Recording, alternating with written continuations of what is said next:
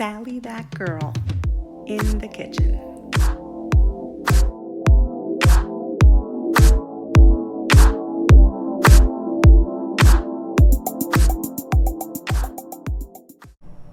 Hi everyone, and welcome to another episode of Sally that girl in the kitchen.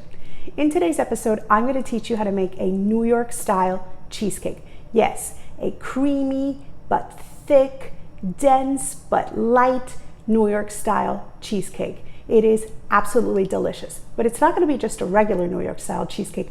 We're going to add a white chocolate ganache on top that is going to just finish it off and make it even more delicious. You are going to love it. So let's get started. Today's recipe has 3 parts, so I have broken down the ingredients by part. For the Graham Cracker Crust, you will need 1.5 cups Graham Cracker crumbs, 2 tablespoons of sugar, a pinch of salt, and 5 tablespoons of melted unsalted butter. For the filling, you will need 4 8-ounce blocks of cream cheese, a 1/4 cup of sour cream, 4 teaspoons of pure vanilla extract, a 1/4 cup of all-purpose flour, 2 cups of sugar, a 1/4 teaspoon salt, the juice of 1 lemon, the zest of that same lemon, and 6 large eggs. And finally, for the white chocolate ganache topping, you will need 1.5 cups of white chocolate chips and 1/2 cup of hot, heavy whipping cream. You will also need a few microwave-safe bowls, a large bowl, liquid measuring cups, dry measuring cups, measuring spoons, a whisk, a zester, a handheld electric mixer, and some non-stick cooking spray. You will also need either a tea kettle or a saucepan with a pouring spout.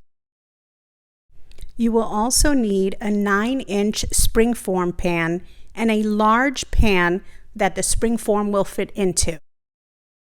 A very common practice is to double line the springform pan with 2 layers of heavy-duty aluminum foil, but I prefer using another pan that is just slightly larger than my springform pan. If you don't have a pan that is the right size, that's totally okay. You can go ahead and double line your springform pan with heavy-duty aluminum foil. Just be sure to line it really well, as you don't want any water seeping in during baking. The larger pan will be used as a bain-marie, where we will fill it with boiling hot water to help gently cook our cheesecake. So now that we have all of our ingredients and our tools together, let's get started. The first thing we're going to want to do is spray the inside of our springform pan with non-stick cooking spray. Then preheat your oven to 375 degrees. So now, take your graham cracker crumbs and pour them in a bowl. I am using store-bought crumbs, but if you don't have store-bought crumbs, you can take about 12 graham crackers, put them in a food processor, and pulse them to make your own crumbs. To your crumbs, you are going to add your sugar and your salt. Now take your butter and melt it in a bowl in the microwave. Then pour it right on top.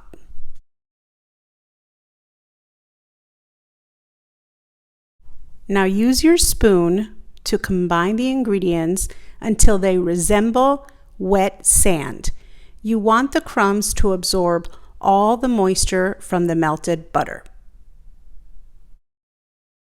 So now that our crumb mixture is ready, we are going to pour it into our springform pan that is either lined or has another pan under it.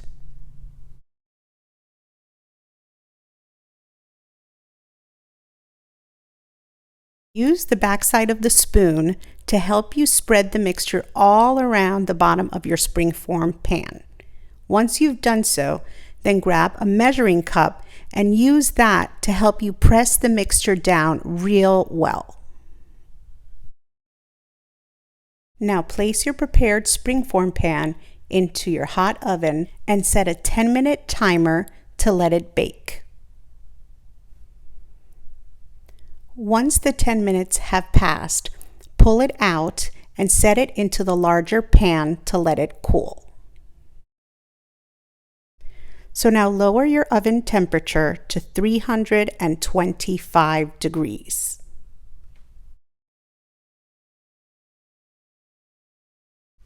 So now fill your teapot with water or your saucepan with a pouring spout and turn it on until the water boils or until your teapot whistles.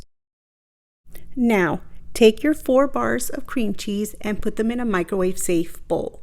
Warm them up in the microwave approximately 2 minutes or until they are soft. Remember, microwave strengths vary, so watch out not to overdo it. Now grab your softened cream cheese and place it into a larger bowl. Now add your sour cream and then add your pure vanilla extract. Now grab your handheld blender and set it to the lowest possible speed. We want to do this very gently because we do not want to incorporate a lot of air into our cheesecake. So always blend on the lowest possible speed. Continue to do so until those ingredients are combined. To this mixture, add your flour, your sugar, and your salt. And continue to mix until all of those ingredients are well incorporated.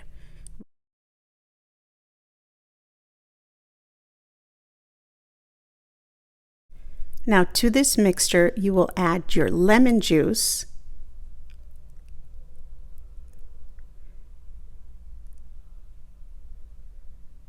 and you will also add the beautiful zest of that same lemon. Now mix them both in and remember to keep your mixer on the slowest possible setting. Now 1 or 2 at a time, add your eggs and slowly and gently incorporate them.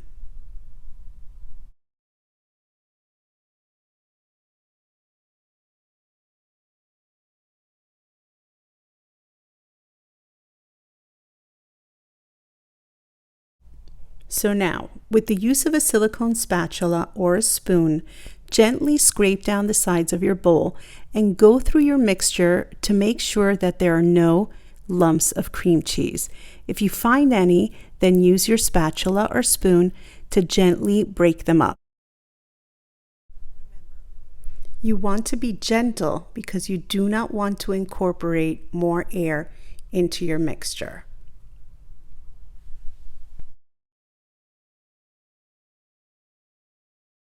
So now that your mixture is nice and smooth, grab your bowl and we are going to pour it gently on top of our Graham Cracker Crust. Use your spatula or spoon to help you scrape off the bowl as you do not want to leave behind any of that yummy cheesecake filling. Now grab your springform pan and gently tap it against your counter a few times. This is so that any air bubbles that could have formed will rise to the top. If you see any small bubbles, use the tip of a sharp knife and pop them. This will help our cheesecake have a nice smooth texture, and it will also help the top of our cheesecake be nice and smooth. In this case, we'll be pouring over a white chocolate ganache, so we're not too concerned about the top. Now open your oven door and pull out a rack about halfway, making sure it is very secure. Then grab your trays and gently place them on that rack. Now carefully pour the water from your hot tea kettle into the larger pan, making sure not to get it into the pan or the aluminum foil that you are using to cover your springform pan. Only pour it into the outer pan, making sure not to get any into the cheesecake itself. You should pour enough hot water in to go about halfway up the side of your springform pan. Now very carefully push your cheesecake into the oven, close your door, and set a timer for 1 hour and 45 minutes. Now that the hour and 45 minutes have passed, your cheesecake is ready to be taken out of the oven. Be extremely careful as that water is very, very hot. Now grab a sharp knife and very carefully go all the way around the edge of your cheesecake. This will help your cheesecake not get many cracks in it as it cools. By releasing the edges from your pan, as your cheesecake settles, you will avoid getting major cracks. But since we're going to be pouring a ganache on top, I wouldn't worry too much about cracks because they will not be able to be seen. Now, allow your cheesecake to cool for 2 full hours, sitting right there in its water bath. We want your cheesecake completely cool before we pour over our ganache. Now, of course, if you did not want to pour over a ganache, the cheesecake would be absolutely delicious just as it is. You could add a bit of a cherry compote, a little bit of a drizzle of salted caramel, or maybe even some hot fudge or a little whipped cream, or eat it just as is. It is really, really good. So now that our cheesecake has had a chance to cool for 2 full hours, let's move on to make our white chocolate ganache. You will notice that the proportions for a white chocolate ganache are different than when using other darker chocolates. The proportions for a white chocolate ganache are 3 parts white chocolate to 1 part hot heavy whipping cream. So I am using a 1/2 cup measure, and I'm going to be using 3 of those of white chocolate chips to total 1.5 cups of white chocolate chips. Then I'm going to place them in the microwave for about 30 seconds just to start softening them up and making it easier for them to melt. Then with that same 1/2 cup measure, I am going to fill it with heavy whipping cream, and then I'm going to warm that heavy whipping cream in the microwave until it is nice and hot. Now, pour in that hot whipping cream over our slightly warm white chocolate chips, and then grab a whisk and start whisking them together. You are going to continue to whisk them until it becomes a nice, smooth, creamy mixture. So now that our ganache is nice and creamy, we are going to grab our bowl and we are going to pour it over our cooled cheesecake.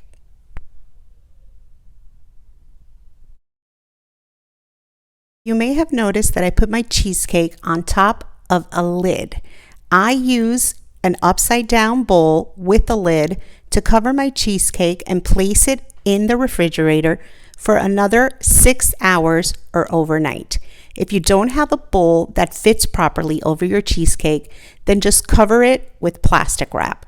But make sure to put it in the refrigerator for at least 6 hours before trying to take it out of the springform pan and slicing it. Trust me, it's worth the wait. It'll be absolutely delicious. So here it is the next day. It is absolutely beautiful.